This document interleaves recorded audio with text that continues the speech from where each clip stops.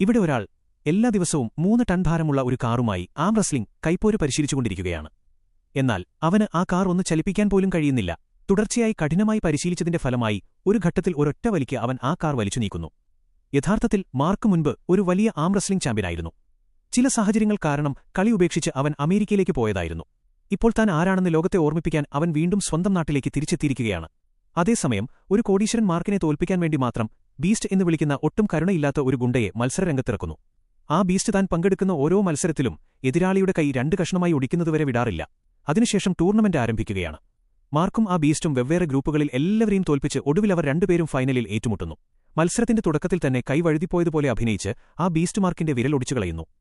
കോടീശ്വരന്റെ സ്വാധീനം കാരണം റഫറിയും അത് കണ്ടില്ലെന്ന് നടിക്കുന്നു. അങ്ങനെ ഒടിഞ്ഞ വിരലുമായി മത്സരത്തിന്റെ തുടക്കം മുതൽ മാർക്ക് വളരെയധികം കഷ്ടപ്പെടുന്നു. ഒരു ഘട്ടത്തിൽ തോൽക്കുമെന്ന അവസ്ഥയിൽ അവൻ തന്റെ കുടുംബത്തെ തിരിഞ്ഞു നോക്കുമ്പോൾ താൻ അവർക്ക് നൽകിയ വാക്ക് അവന് ഓർമ്മ വരുന്നു. ഉടൻ തന്നെ തന്റെ പൂർണ്ണശക്തിയും ഉപയോഗിച്ച് കൈ ഉയർത്താൻ തുടങ്ങിയ അവൻ ഒടുവിൽ ആ ബീസ്റ്റിനെ തകർപ്പൻ രീതിയിൽ തോൽപ്പിക്കുന്നു.